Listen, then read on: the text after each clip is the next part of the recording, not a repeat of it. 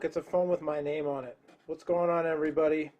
I am right there, just like it says, Noah from PhoneDog.com. And this is the Samsung Solstice for AT&T. It's, it's not going to compare it to anything, but it's a touch-screen, all-touch phone that's not a smartphone. So not as expensive to buy or maintain over the months as a certain other AT&T touchscreen smartphone. In some ways, sort of a follow-up to the Eternity, although not exactly, because you know how cell phones go, like the features from one phone to another don't quite always match up, and so it's not really a sequel. But, you know, like the Eternity was a thin candy bar full touch phone from Samsung for AT&T, so is the Solstice.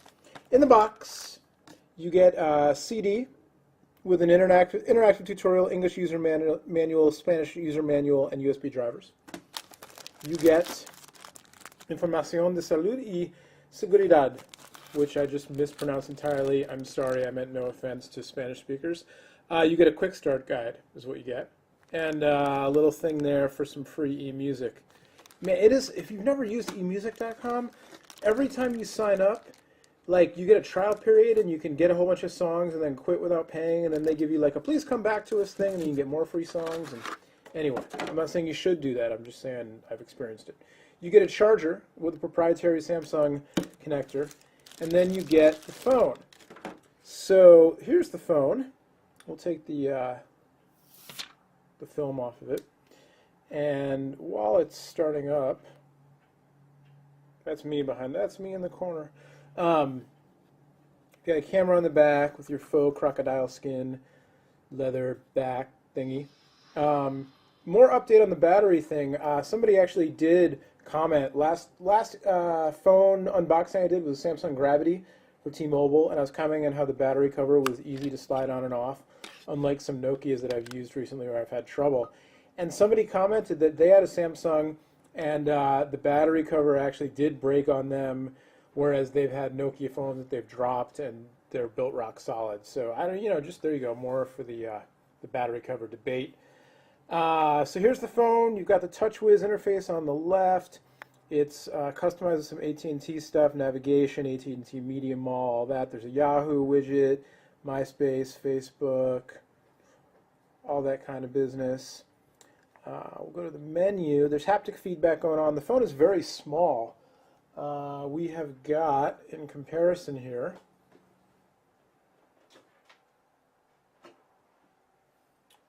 another phone for AT&T, the Apple iPhone, and you can see the Eternity much smaller, or the Eternity, I call it the Eternity, the Solstice much smaller than the iPhone, but it is kind of though, because the Eternity was the A867, and here the A887 Solstice. So, I'm making informed wrong statements, or however you'd say that. Anyway, you can see, much smaller. The display also much smaller than a phone like the iPhone. And a little bit, it's kind of roughly the same thickness. iPhone does that, rounded corner thing to trick you into thinking the phone's thinner than it really is. Maybe a little bit thicker, the Solstice. Anyway, back to the device. No SIM card, but that's okay. We'll get back to that. So yeah, your AT&T GPS, your AT&T Music, your mobile video, mobile web, App Center, Yellow Pages Mobile. You get the drill. It's a feature phone, but it can do lots of things that feature phones can do now. 3G, no Wi-Fi, very thin and light. The touchscreen feels pretty responsive on first tap. We'll go to the messaging app here, and so you've got a few different ways you can enter messages on this phone. You can go, well, that's not T9, that's just ABC mode. You can go ABC mode, you can go T9, you can go handwriting,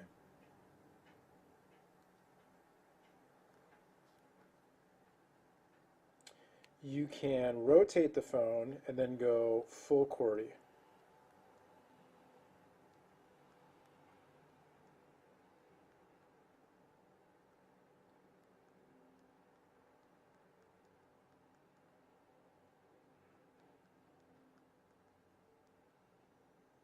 That's pretty good, actually, for a phone this small.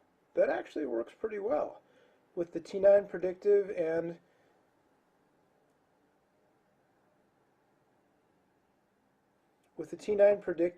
the haptic feedback and the full accordion and everything, that actually works pretty well.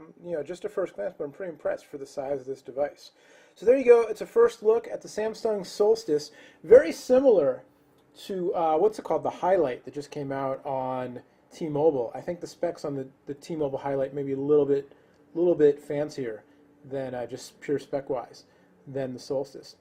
But pretty nice, and the keyboard surprisingly good. No 3.5mm headphone jack. You have the proprietary Samsung connector on the side for your earphones and your charger. There's what looks like, well, it's a button, obviously.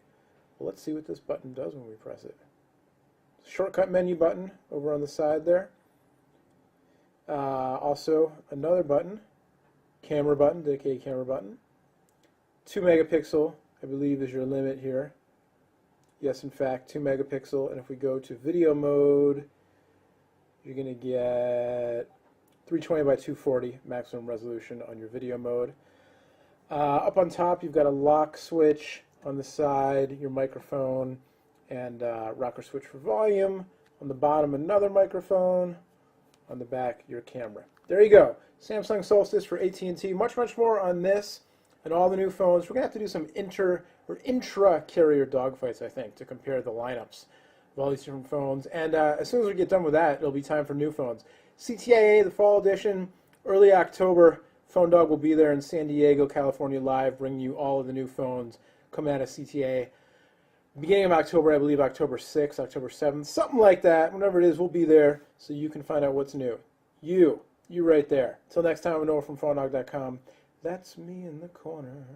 Thank you so much for watching, and we will see you later. Bye-bye.